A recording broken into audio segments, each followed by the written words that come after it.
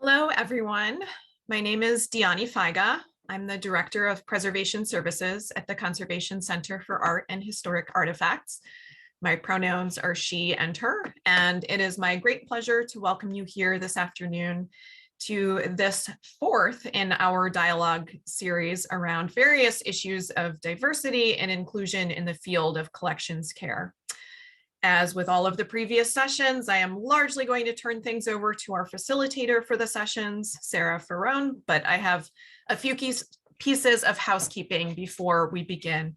So first off, I want to extend huge thanks to our primary funder for this initiative, the National Endowment for the Humanities. I know there are some faces here today, well, names in boxes. We can't see your faces, but some folks here today who did not join us for the first few sessions. So let me give just a very quick overview of the structure of these sessions. And if you have joined us before, please forgive just a minute or two of duplication. But our goal in this series is that we at the Conservation Center are hoping to contribute to some of the other incredibly significant work being done toward building a DEIA infrastructure within the field of collections care that can be sustainable beyond this moment in history. Our goal is not at all to present a definitive guidebook on these topics, but rather to work on building this guide together as a community.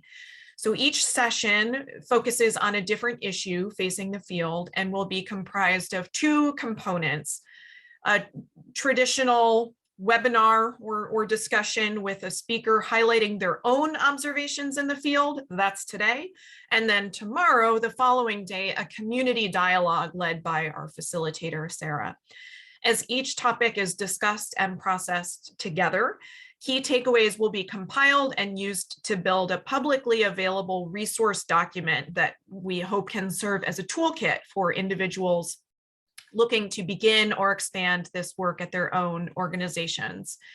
So the toolkit for session one is available online, and the link, Alana will drop the link in the chat shortly, and the others will be available very soon. So logistics and housekeeping.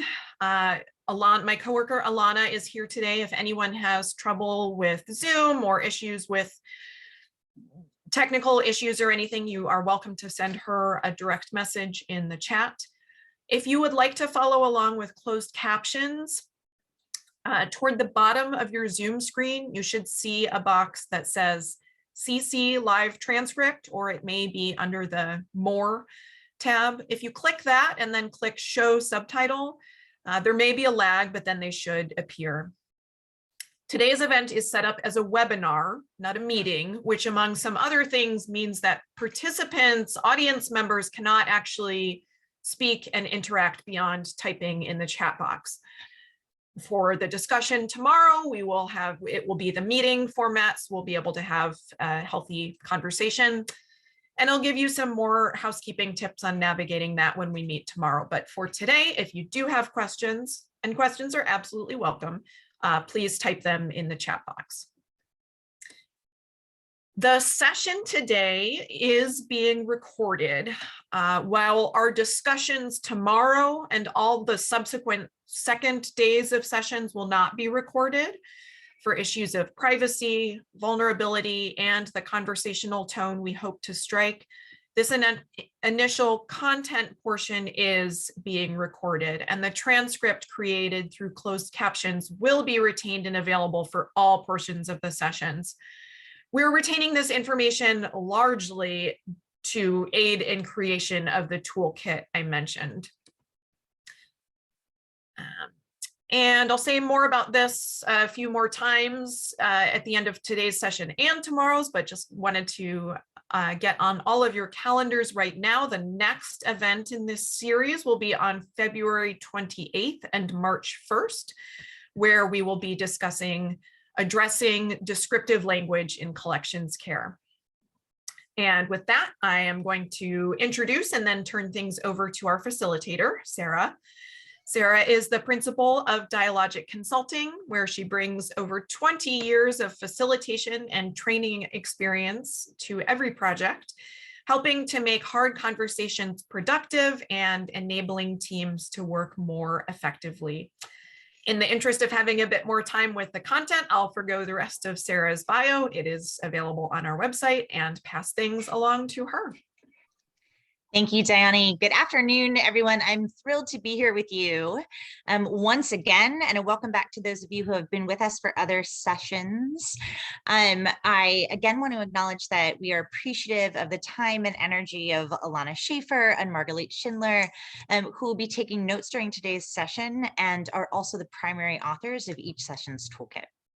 I'd like to also let you know that I'm grateful this morning for many things, but specifically want to acknowledge the diverse and vibrant Native communities who make their home where I join you from in northern New Jersey, the Native peoples on whose ancestral homelands each of us sit, and the labor of people who were enslaved in constructing many of the institutions that we work for and with. To get us started today, it is my pleasure to introduce our colleagues and speakers for the session, Anisha Gupta and Natalya Swanson. Anisha Gupta is a conservator and PhD student in preservation studies at the University of Delaware. She's also co-chair of the American Institute of Conservation's Equity and Inclusion Committee, where she has spearheaded equity initiatives focused on systemic change. Initiatives have included programming on contested monuments and bias, changing guidelines and processes to remove exclusionary barriers, and creating affinity groups for LGBTQ+ and BIPOC conservators. Her research is centered on confronting the legacies of colonialism in collections care and expanding our practice to include global caretaking traditions, the value communities, and sustainability. Natalya Swanson is a conservator and community organizer based in Brooklyn, New York, and San Francisco, California. She is the newly hired assistant objects conservator at the San Francisco Museum of Modern Art. Congratulations. Previously, Natalya has worked at universities, museums, artist-endowed foundations, and private businesses across the United States and in Amsterdam. She received her Master's of Science from the Winterthur/University of Delaware program in art conservation and her BA in art history from the University of South Florida. She produced and co-hosted the podcast, Conservators Combating Climate Change, and has a forthcoming podcast titled The Ethics of Caring. Natalya's scholarship documents her ongoing exploration of alternative approaches to ethical contemporary conservation practice. She is passionate about climate justice, team-based work, and creating a more equitable, compassionate, and sustainable future. Today, these illustrious colleagues will discuss their experiences advocating within cultural institutions and professional organizations. Now, Anisha and Natalya have planned a conversation for us, holding space for each other, to explore some of the past histories of that they've worked together and their individual work as well. And we hope you'll enjoy the conversation that they'll be having. As both Anisha and Natalya have told me, if you have questions while they are in conversation, please do take the opportunity to put them in the chat. Anisha and Natalya might also ask y'all questions, which is fine as well. And if they do, again, please avail yourself of the chat in an effort to encourage not only our conversation here and important discussions, but our dialogue tomorrow. With all of that, it is my great pleasure to turn the mic over to our esteemed colleagues. Thank you, Sarah. That was a lovely introduction, and we are excited to be here. And it's like a small enough group that I'm hopeful we can have a little bit of contribution, however, whatever you guys are thinking, but please do type in the chat, like Sarah said, as we go along, and, give us your perspectives or ask us questions or just guide us in any way in our conversation. But we have been sort of chatting about this topic for the last couple of months. It's something that I think Natalya and I think about all the time anyway, so it's been nice to have a partner to think more solidly about it leading up to this discussion.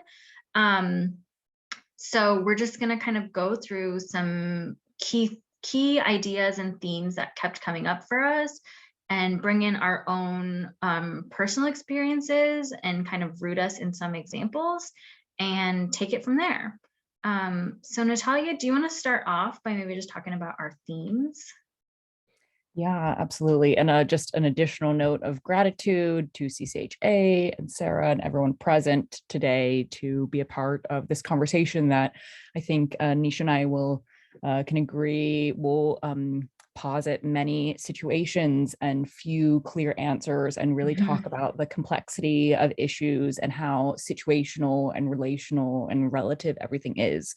And so as our conversations developed, we realized that there are kind of four central themes that we feel are really necessary to social advocacy work in general, and that we want to communicate and kind of talk through the complexity. And so we'll start off by talking a bit about self-awareness and just the necessity of coming from a place of understanding ourselves and our values. And that, I think, will lead us to a little discussion on value-based decision-making, maybe as a clear matrix, and maybe as just this flexible idea that we can offer as a way to make decisions that reflect our pre-identified priorities and beliefs and how we want to shape things. Something that we also want to communicate is the inherent risk that's involved in social justice work. It's important to not avoid this and really move intentionally and use this awareness to navigate change and security and status, and just bring that self-awareness. And then we'll kind of, I think, round out the conversation by talking about the very important allyship, and thinking about success not in terms of individuality, but in terms of collective, and what this means in a very informal way, and how we've explored it in more formal pathways that have been like really established within the labor movement. So that's kind of the game plan for today. If you have any questions, if you have any ideas, if you want to push back, if you want more information on something, definitely just interact. We're here to create dialogue with and for and together. So Anisha, you want to start off by talking about maybe we can just lead in with the value of self-awareness and how social advocacy work just doesn't, it can't happen. It can't happen unless we bring that self-awareness and self-respect to the table. So self-awareness is so important when doing all advocacy work. And I think, attending sessions like this, for example, is where a lot of this, where this can be built and is kind of part of your journey. But it's, when we have been talking about self-awareness, we're talking a lot about understanding our identity and understanding our relative positions of power and of privilege, because your power in a room is where a lot of that advocacy, it's relational to advocacy. Power and advocacy go together so much, because this is how our systems are built. And we're going to talk about allyship and collective work at the end or later on, because that we'd like to shift that. I mean, we don't love how the system is working, but that is where it is right now. And often when you're doing advocacy work, it's really important to understand where you are in relationship to the people around you, or where you are within a system. But in addition to that, that privilege and power is situational. It changes depending on who's in that room and what the goal is of the work that you're doing. And it's always changing. And so if you've been in sort of DEAI sessions before, sometimes the facilitator will ask you to make kind of like write down different identity factors based on your gender, your age, your race, your socioeconomic background. So that's one sort of thing you can do to really have a stark understanding of where you fall. And sometimes that can be really it breaks down, it's hard. It can be really hard to know that, but even going through that process can be really enlightening, I think, for yourself, of like, where are you in a socioeconomic ladder? Because that's so relational, right? Like where, everyone considers themselves to be middle class. That's kind of a common sort of statistic that everyone, marks middle class because they're sort of more wealthy than some people and poorer than someone else. And so, do we really have an understanding of where we are in society, or where we are within our institution? And so, like I have one example of this for myself.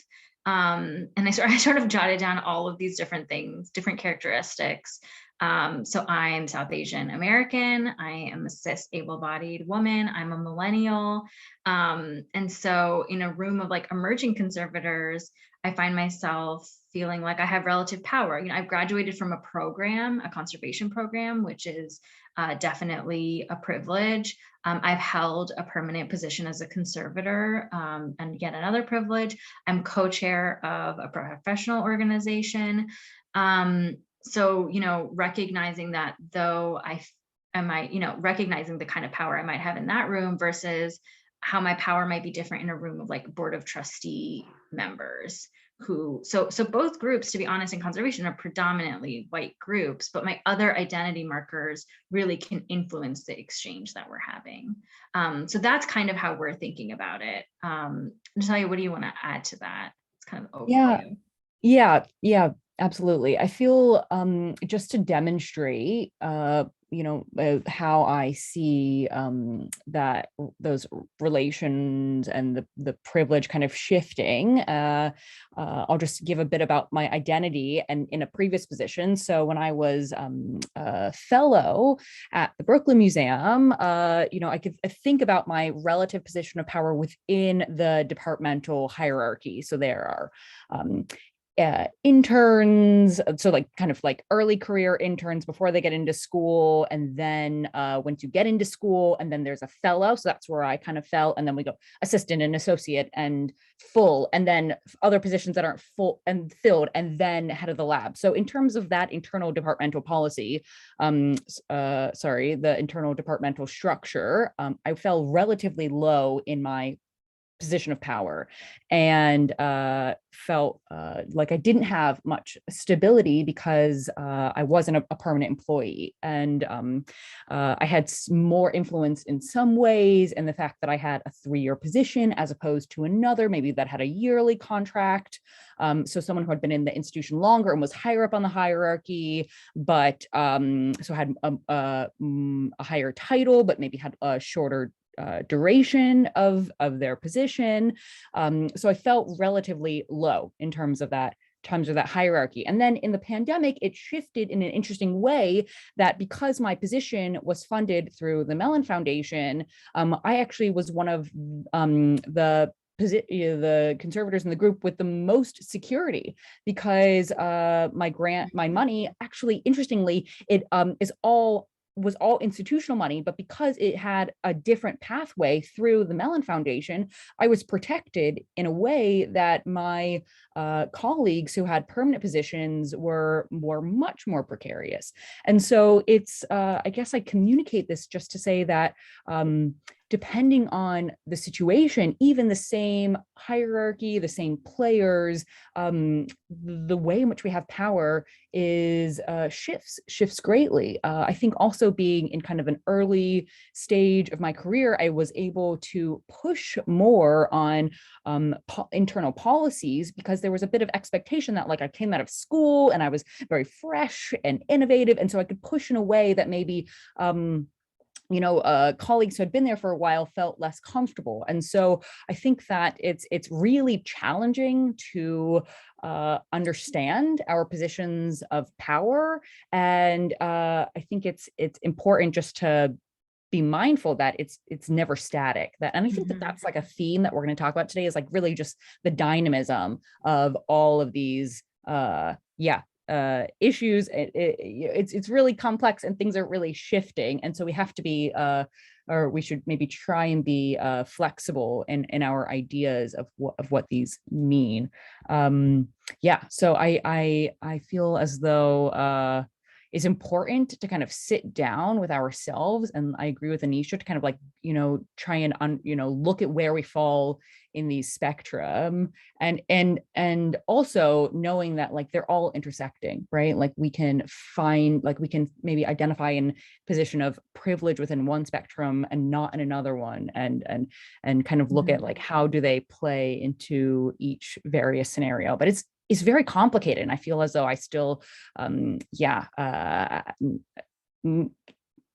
I'm not sure, it's often hard to find like where that position and power lies. And as we'll get into later on, I think this really tied to the idea of allyship is like leveraging allies who are in higher positions of power to enact some changes. And so finding like, okay, I have more power in or privilege in this situation. So this is a way in which I can utilize that agency. Supposed to like, I feel less comfortable in this situation, or I'm more precarious. And so I'm going to utilize a relationship with someone with higher structure, higher on the structure to kind of, push for that type of change.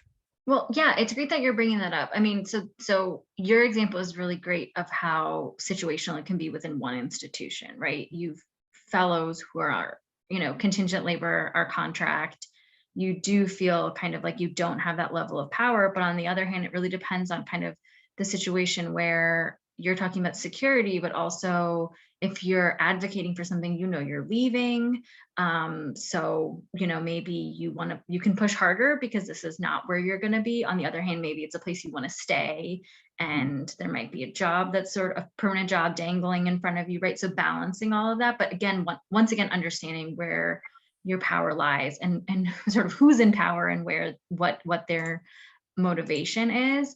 You're talking about allyship, which we're going to get to more concretely, but I wanted to bring up what you're saying because, when you're internally advocating, I had a situation where I was trying to really advocate for more sustainability on a, much bigger, like throughout the institution, not just sort of small, like let's put out recycling bins, but really an overhaul of how we did work at an institution I worked at. And I started just some monthly lunchtime, readings. And then there's a lot of talk of action. And I could see that, well, I was told that I needed to back off on the action front. And, I was low on the food chain, and I didn't really want to. And there was a very senior staff member who came to my little monthly lunch reading groups. And so I was very honest with him that I really would love to push for more, but I don't know how to go about it. And we worked together on that, where he became sort of the face of this movement. He sent out the emails. I sent out a couple, but he sent out more because I didn't want to take that risk. It was, I'd already kind of been called into an office. So I was like, this is not exactly worth losing my job over, but I really felt adamant about making change. And I could see that staff members wanted change. So we just kind of needed to leverage some power. And so one way of doing that was to find an ally and just sort of broach this topic of maybe I don't need to send out every email. Maybe you can do that. And maybe you can sort of send out the emails that are asking more of the administration. And he was really on board with that and was very supportive. And I do think that was that sort of strategically understanding that was really helpful. I didn't need or want the credit, which is also another problem with a lot of this work, is it can be invisible labor. In this case, that was okay with me, but being cognizant of kind of what's happening, but leveraging allies and understanding risks all comes into play. Absolutely. Yeah, all of the things that we're talking about today are so deeply interconnected. So while we've separated them into these broader categories, they don't function independently. And this example that you share, I experienced something similar about actually about a sustainability issue too, but it reminds me of something else that we've kind of talked about in the past about aligning our personal goals with institutional or departmental or higher structures and priorities as a way to kind of navigate change in a way that it's just framing it in a way that it's more palatable to people in higher positions of power, which I feel is a good transition for us to talk about value-based decision making, because of course it's hard to know what to ask for and to push for change unless you have identified and prioritize those ahead of times. Because the reality, I think, that everyone in this call or if you're showing up here, you probably realize that there's so many avenues for change.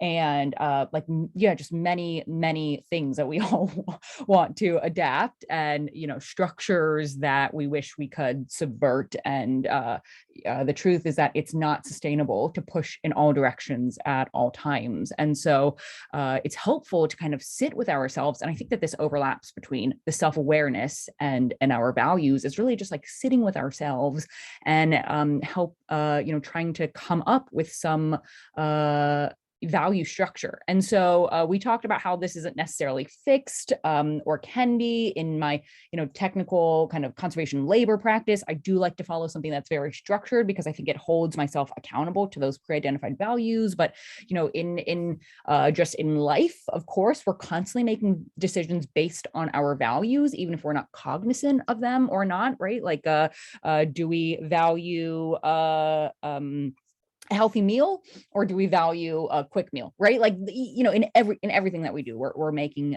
decisions based on values. And so I think if the one primary goal that we can agree upon is that we're trying to make decisions that create some directional change, that they need to reflect these priorities and these beliefs. And so, I guess the kind of like theory behind it is to create a value hierarchy is a dynamic, of course, like nothing is static here, nothing we talk about is static, but like a dynamic but ordered list of values that influence our decision making, that shift based on our lived experiences and the particularities of a situation. And so if we know that values reflect situational variables, and we can say, like, in this particular situation, what values are we prioritizing and what are we able to push for change.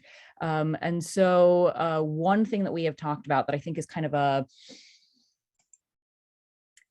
idea that maybe I'm still wrapping my head around, maybe Anisha, you have more clarity about this, is the idea of like identifying non-negotiables and what it means to kind of set firm boundaries at the same time as being like flexible and open-minded. So I think that you maybe can share some more specific examples on this front. Yeah, and I will just acknowledge we see the chat, and we'll wrap it in, especially Shar, your question is great. And I want to talk about that with allyship. But yeah, in thinking about, so with values-based decision-making, I think of it a lot like organizations do this. Organizations have a mission statement, a vision statement, kind of clear thing, like, what is this organization designed to do? And, what are the goals? And I think like that is something that is really helpful to apply to yourself in different situations, like whether it's your life kind of in general, or like I do this a lot with my free time. Like, how do I want to set up my values so that my free time, when I have like that, especially as being a student now, my free time just feels so limited. So when I have that free time, how am I going to sort of order that time and prioritize it? But especially when you're doing advocacy work, like Natalya said, you're pulled in so many directions that you quickly realize that you're not going to be able to do everything. So how do you pick and choose?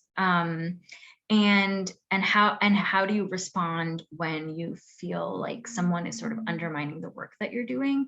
And so I'm giving one organizational example, which I'm putting in the chat, which is like this long link to a PDF from the Equity and Inclusion Committee. We are a newly formed committee. I mean, I think it's been like 4 years now, but it feels new to us because we're learning a lot as we go along. And one of them is how we spend our time, how we choose projects, how we choose collaborators, and how we operate our public spaces, like when we do webinars like this or on forums and things like that. So we wrote out that information. We had, if you work in a team, this can be really useful, like departmental values that may sort of be like puzzle pieces to your organization or can sort of be separate. But we have our guiding principles, our working agreement, how we work together, how we operate our public spaces, and our non-negotiables. And that non-negotiables part, if you've done therapy and your therapist talks about boundaries, like this is exactly what we're doing, just in a professional sense. And you can see, if you pull up the link, and you're welcome to download this, it's a PDF, but if you see the link, it has some obvious things, like we will not, tolerate racist and offensive language, targeted attacks. racism deniers, even whataboutisms took us kind of a minute to get there because we were getting that a lot on online forums. You know, you post something about land acknowledgements and there's like, well, what about this aspect of land acknowledgements you're not talking about? And what about that, right? We see that a lot in politics. And I think stating, it can seem benign, but saying it out loud was so helpful for us to say, we're not going to put up with that. Overstepping boundaries is there, and we've laid out what that means to us. And then re-traumatizing environments and events. And I'm bringing that up in particular because as you do work in social justice spaces, you see this, you see people really being encouraged to re-traumatize themselves to create a learning experience for others. And we really wanted to call that out and be able to stop it.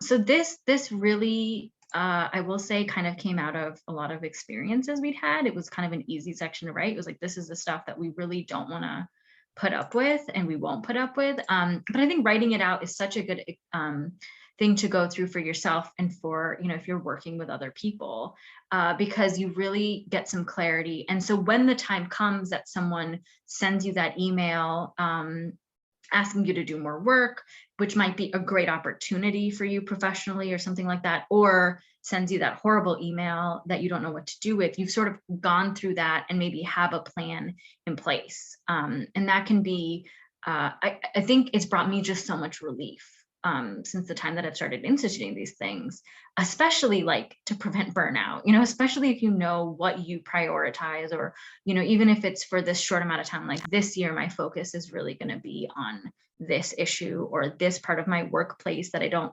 agree with, or, you know, whatever it might be. It can save you so much hassle and grief to sort of have gone through this in advance. Yeah.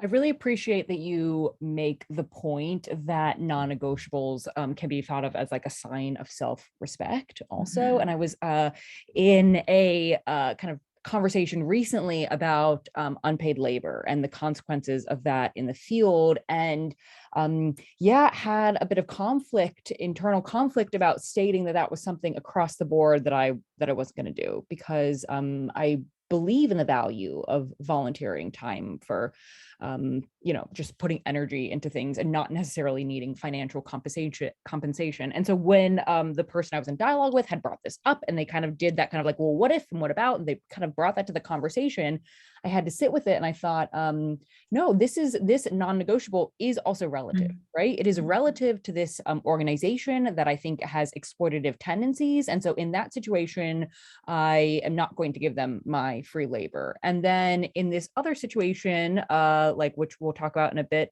circling back to allyship, about forming a labor union, like that required actually a ton of volunteer labor, but that I rationalized it in saying, well, this is something that I, one, value in this moment, and also that I will see that return on. And if we're talking about economics and financial, hopefully that will be a very direct benefit at some later point. But like the idea of non-negotiables as something that, like, no, we have an understanding of the situation, we have an understanding about the relative power dynamics between us and this organization or this institution. We respect ourselves enough to establish those boundaries, and also can say, like, this is flexible, right? Like this non-negotiable has to be relative to situations, because really nothing is absolute. And of course we can find situations, but it is, I agree, it is like very helpful to have that in place and to be a guide as we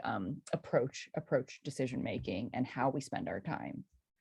Well, so Natalya, maybe then that's a good segue into risk, because you are talking about speaking out or turning down, this work, or whatever, this opportunity with this organization, but that is not always an option, or speaking out comes with risk. So maybe we should shift a little bit into that as well, because it is inherent in this work. I mean, advocacy, unfortunately, does mean speaking up for change. And though change is not inherently bad, change appears to be something that humans struggle with and can definitely create defensive positions for the people to whom you are advocating.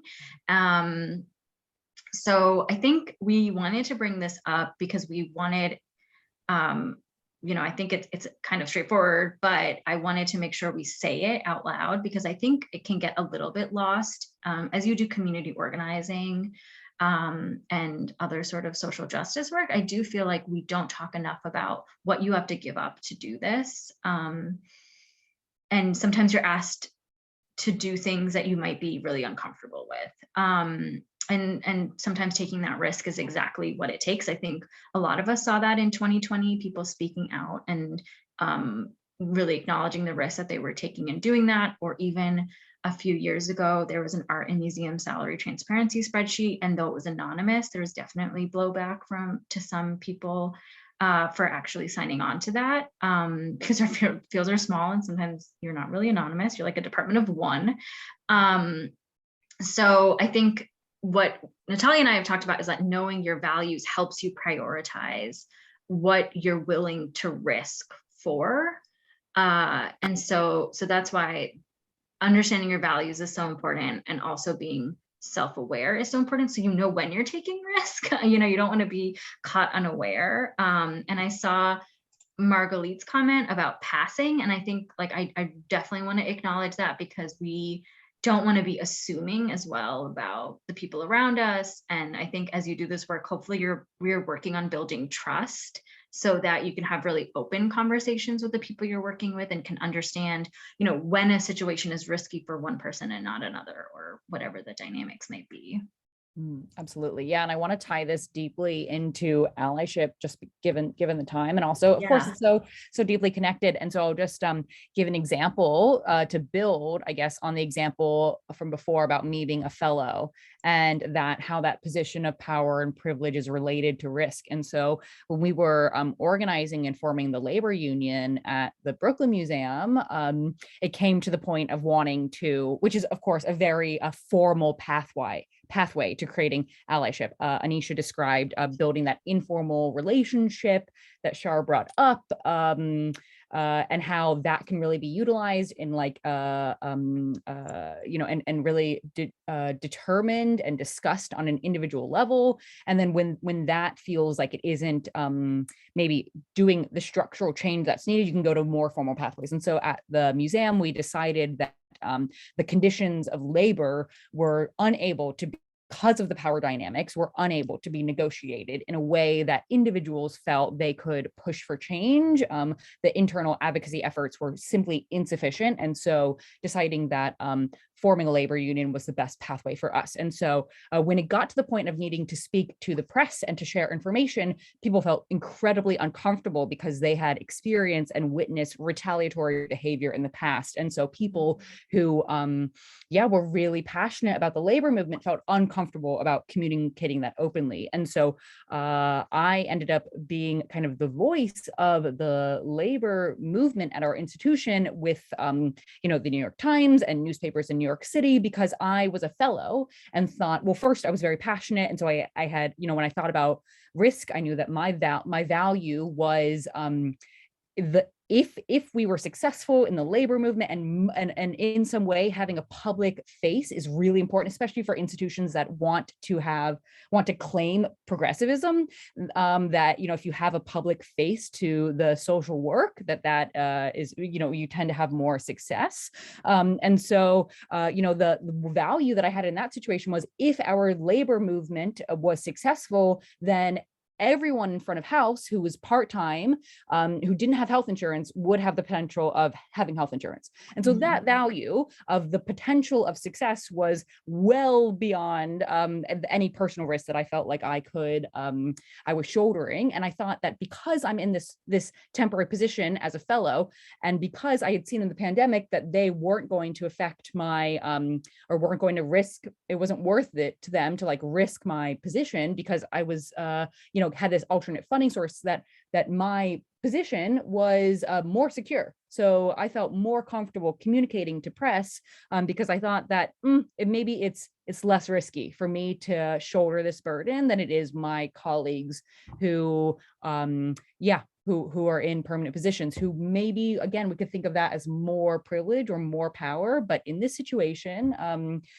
maybe it would be more risky for them than someone like me. Also being lower in the hierarchy meant that people didn't really care about me in a way that like maybe my boss's boss, if they spoke up, because they're more central to internal dialogue, that they would be putting themselves in a more precarious situation.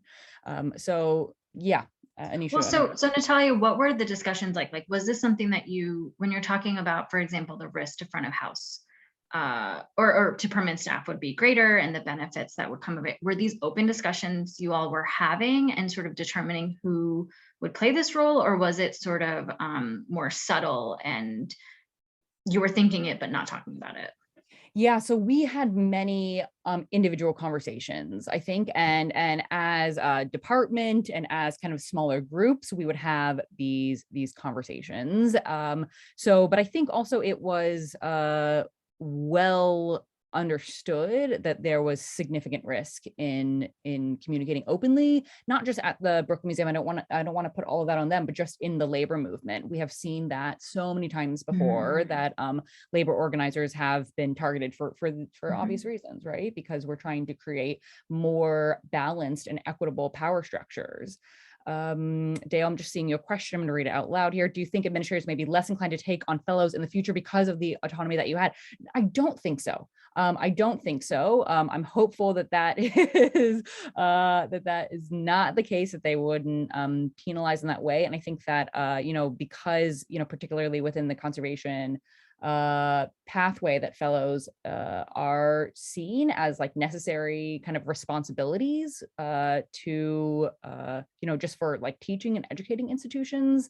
I like to think that me utilizing the agency of my like precarious position wouldn't have negative effect. And I will say that, like, of course, that's my opinion, like could be totally off base, but like there's a long-term structure of fellows before me and that I think will surpass me.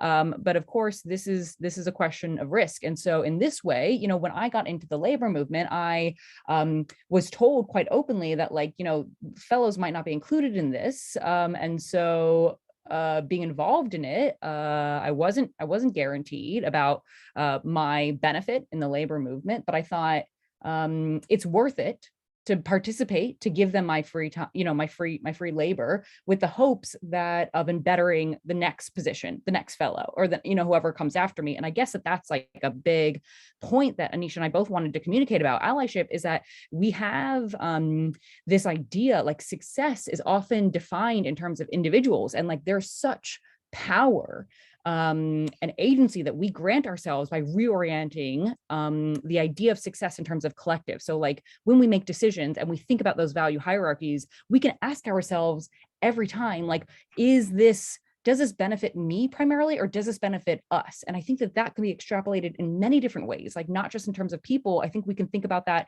even more abstractly in terms of collections, in terms of communities, in terms of geographies. Like, how do we prioritize collective success and empathy and compassion at the top of our value structures? Yeah, and that just goes against capitalism, like 100%, and how our colonial structures are set up. Like, we are meant to think individually, but really that move to collective thinking benefits us on an individual level, but is not as straightforward and is not how our system was set up. So it just feels more difficult, but really creates community when you're doing it, really creates a sense of community that I think just has so many more returns than individually motivated actions do. And to get back to Shar's question about the example that I had given earlier, so I'll read it out loud just in case everyone hasn't read it. How important in the example of allyship that you gave was the fact that you asked him to be an ally versus someone well-intentioned as an ally who may actually act in a way that reduces your agency? That's a really great question, because it really brings up those power dynamics that might be at play.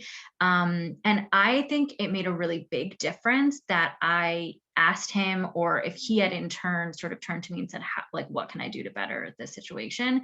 But the fact that we talked about it, I think made a huge difference, because I think in this example, he had a lot more power than me. It was really important to me that he was coming to these meetings. And so if he had started just doing things without us talking about it, it would feel like a takeover. And I would have felt like I was actually being sort of squelched and like basically like not being able to do what I wanted or what I had sort of envisioned for this movement, which was not something I was doing alone. I just had no one else with me. So it really was a solo project. And so I think us talking about it was really important and led to better collaborations in the future as well.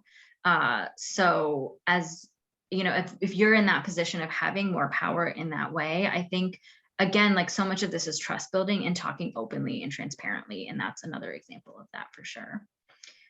I see Sarah here, so I'm gonna guess that it means our time is up. Well, I don't think any of us want your time to be up, and it's fine. We can just continue having the two of you in conversation. But I did want to just make sure to come on to remind people you've done a great job. Thank you, audience, of adding questions into the chat. But if you have other things, this is your time to please continue to do so that we can surface them. Anisha and Natalya have both proven their skill set in being able to read the chat and communicate verbally with you all at the same time. So I'm sure that they are monitoring and watching it, making my job as a facilitator very easy. But if I might, I have a question that I would love to kind of posit about this intersection of almost non-negotiables and values, right, that we were talking about. And Natalya, you mentioned very quickly, right, your working knowledge of the values of the Brooklyn Museum, right? Yeah. And how, both for good and bad, right? And how that influenced the way that you were approaching your advocacy work, right?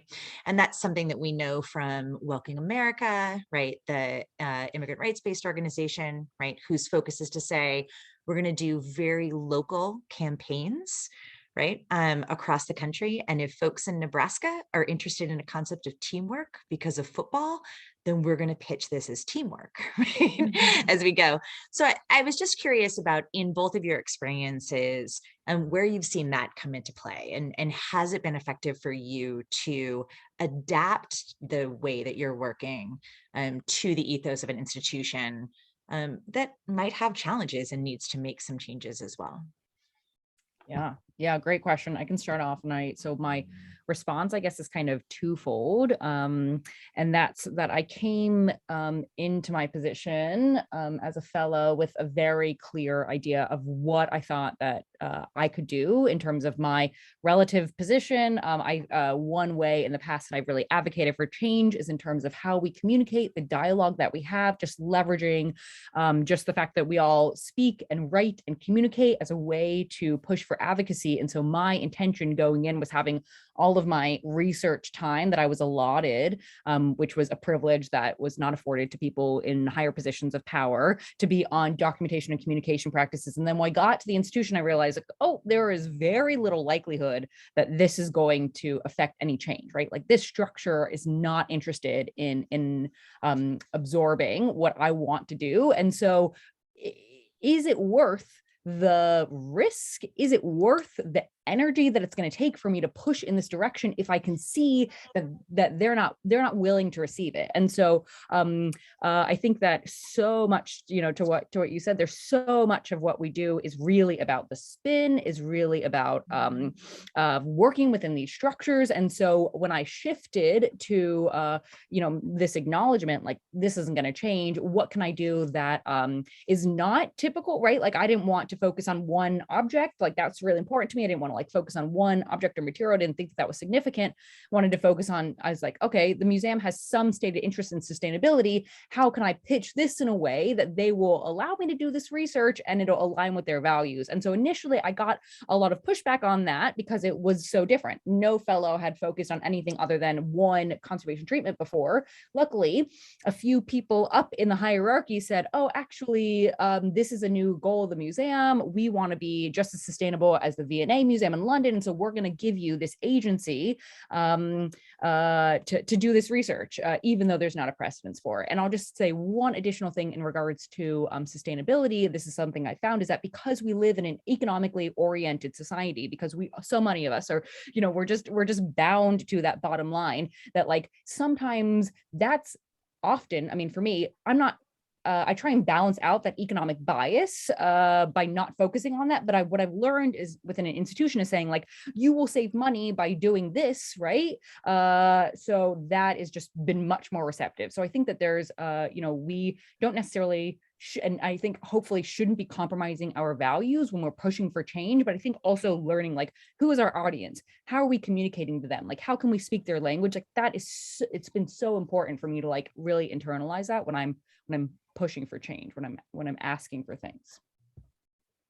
Yeah, I know absolutely. you have thoughts here. I mean, well, advocacy is politics. I mean, at the end of the day, you just need to know how you're going to play the politics without like letting go of, that's where your values are and your non-negotiables are really important, because you can figure out ways to spin an argument or what you're advocating for in a way that is really going to resonate with your audience. And like Natalya is saying, I think money is so often the thing that we turn to within institutions, even if that's not you're not trying to save a ton of money for the institution because you're not in charge of the budget, but that's a motivating factor and will get you where you're trying to go. Like, yes, use whatever you can. And I think a big part of like training yourself to do advocacy work is listening really carefully when you're sitting in meetings and people are giving speeches or whatever, really listening to what those motivating words are. What are people telling you that you can pick up on, and then use that into how you approach a problem. And Natalya gave such a great example. So it comes up with sustainability all the time, because I would say you don't need to go out there to change hearts and minds. We are, especially in this climate, like either that's happened or it's not going to. So what are the other ways that we can get this work done without just trying to convince people that's the right thing to do? Because that only goes so far. All right, for both of you, there's two questions in the chat at the moment. So I'm going to go to Marguerite's first, who's asking that both of you have referenced therapy or psychotherapeutic terms in the work that you do as a facilitator. I know there's a lot of overlap, right, in the language that we use, like non-negotiables. So how does, talk therapy or its principles play into your concepts of the development of self-awareness and values? Where have you seen alignment in those areas? Anisha, do you want to start, or do you want me to? Well, I will just be honest and say I have done therapy myself, but not like studied this in any way. So I recognize things from my own experiences in therapy.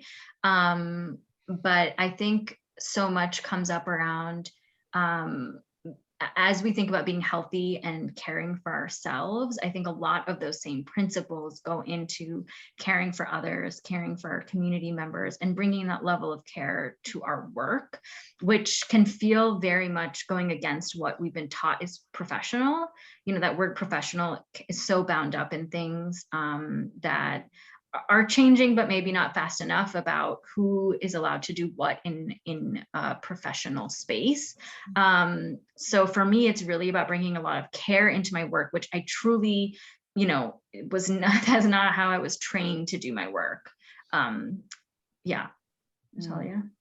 Yeah, I will share an abridged story about one time at a past institution where I was in an uncomfortable situation, and I had to advocate for myself. And I think that this overlaps with the real incredible benefit that I've gotten from being in regular therapy. And that's that concept of self-respect and having boundaries that are reflective of that. And so the short story is that I was in a situation, a little conflict with a coworker who,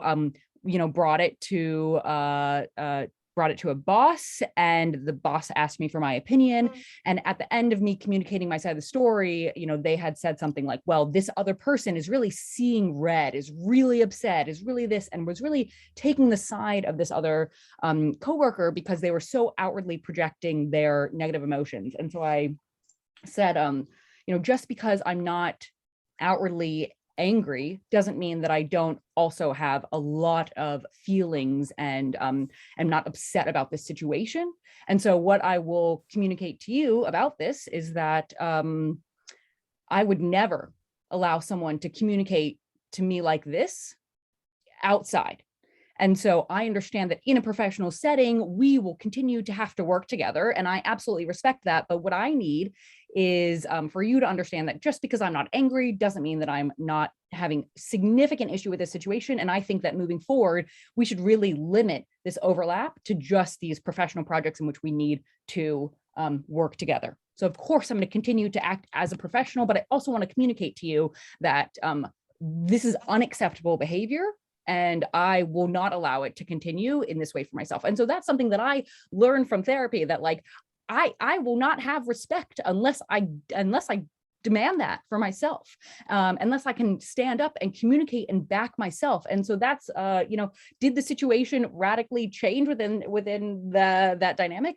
No, not necessarily, but I felt like I needed to set that precedence for myself. And I think that that's like, I guess all tied up with the self-respect, values, self-awareness, is that like, it's hard to advocate for ourselves and each other if we aren't able to be comfortable communicating from a place of vulnerability.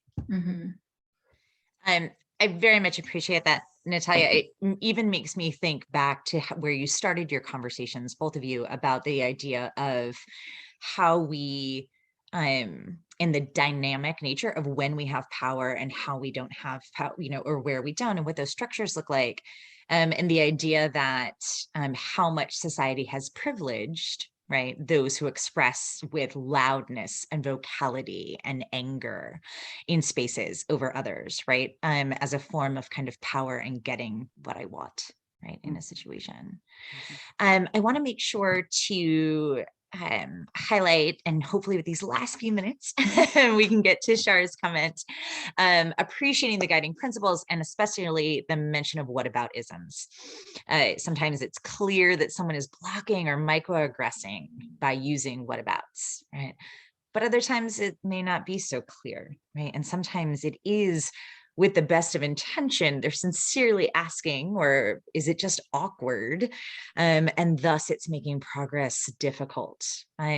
So do you, in all of your experience, have tips on differentiating those two things, right? How do you address it when it happens? And what's that difference between calling out a behavior as a non-negotiable that's problematic to us, moving something forward, versus giving grace to those who are inadvertently doing something incorrect? And is there a reason to differentiate them? Right? What does that mean? Yeah, this happens a lot. And I do think if you can address it as it's happening, that can really help, because often it'll happen in a meeting. Everyone feels really bogged down with all those questions that were just asked, and you don't feel like you can move forward because you didn't address this, or maybe it completely stalls out what's happening. So if you can, I think it's great to ask this, because if you can be prepared with some like strategies, it can really resolve things more quickly. Without having like a specific example, I would say in general, it can be helpful to ask questions that can be really simple. Like, even like, when you say X, what do you mean by that? To get people to maybe not continue to say what they've heard. A lot of it's like, well, critical race theory, isn't that just something that's meant to stop us from talking about race or whatever? You say, well, if you don't know, and maybe they truly are unsure about that, then to unpack that topic really gently, to get a sense of where that person is coming from. I would say just having some of these things in your pocket, like, what do you mean by that? Or am I understanding that, that this is, where the issue is? And, if you can address some of those things, or even to say, I think we're getting too far from what this discussion is about. Because often that's the other thing, is it's taking you down this path over here and you want to be going over here. So talking about that, saying it's not that this isn't important, but I want to make sure we really stay on where we need to. Maybe we should come back to this when we're all maybe more educated on this topic, or have more information about how it relates to what we're doing, things like that. I love that, Anisha. It's, we talk a lot as facilitators in moments like this of what are those pocket phrases or pocket questions that you can have.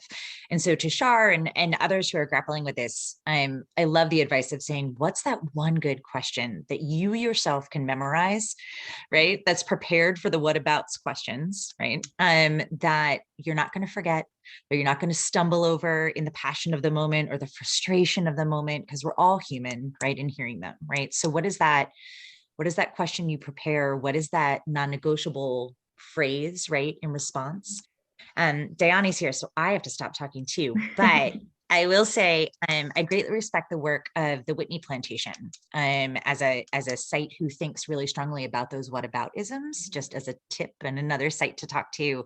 Whitney does a lot of work around the idea that, when folks are coming to hear about the institution of slavery and the experience of individuals there, where they always want to throw up but what about this? But what about this? And they have a very standard non-negotiable response, right? Which is, there are certainly examples of that being true in the history of our country and the institution, in the institution of slavery, but that is not the story of this place. And there's something in that that I think is both validating and creates the boundaries that you both speak of so effectively. Now that's the moment I have to be quiet and turn it back to Dayani to set us up for tomorrow. Thank you so much to Anisha, Natalya, and Sarah for driving the conversation along. And I really, if Sarah's face appearing is a minor bummer, I kind of hate that my face appearing is the ultimate bummer, but because I'm sure we could continue talking for quite some time. It's been a fabulous discussion, but hopefully this will leave you all ready for some additional discussion tomorrow. And I really, truly hope that everyone who is here as participants will be able to join us to discuss some of the many, many, many questions and concepts that we just started thinking about today. It is a separate link, which you should have in the same confirmation email where you got this one. So I will see you all hopefully at 2 p.m. Eastern tomorrow afternoon. Thanks to the speakers, thanks to Sarah, and thanks for everyone here. Take care. Thanks, everyone.